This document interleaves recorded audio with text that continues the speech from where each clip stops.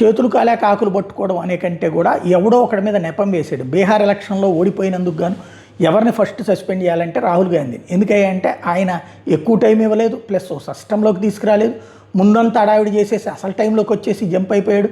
పైగా అక్కడికి వెళ్ళిన 3-4 రోజుల్లో కూడా మళ్ళీ అడవుల్లోకి వెళ్ళి సరదాగా ఎంజాయ్ చేసి వచ్చాడు. ఆ పైన రిజల్ట్ రోజున కూడా ఈ దేశంలో లేకుండా వెళ్ళి వేరే దేశంలో సరదాగా ఎంజాయ్ చేస్తున్నాడు. ఫస్ట్ ఆయన్ని చేయాలి, ఎందుకంటే లోకలోడికి అవకాశం ఇవ్వకుండా పూర్తిగా పెత్తనం చేసి పెంట చేసి వదిలిపెట్టాడు. ఇప్పుడు అదే రాహుల్ గాంధీకి సంబంధించి అదే బీహార్లో ఓటమికి కారణం ఎవరంటే 7 నాయకులు అంట. వాళ్ళని 6 ఏళ్ల పాటు సస్పెండ్ చేసిందంట బీహార్ ప్రదేశ్ కాంగ్రెస్ కమిటీ.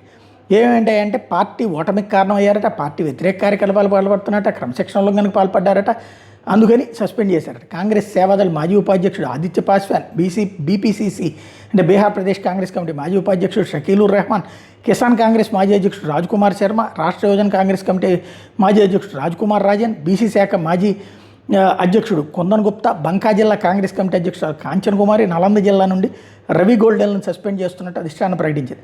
ఎన్నికల ఓటమికి సీనియర్ నాయకులని బాధ్యతల నుండి కాపాడడానికి వీళ్ళని సస్పెండ్ చేశారని అసమ్మతి అంటుంది. వాస్తవంగా పీసీసీ చీఫ్ని లేపేయాలి, ఈయన కూడా వెళ్ళిపోవాలి బయటికి. కాబట్టి ఈ నాటకాలు నడుస్తూ ఉంటాయి.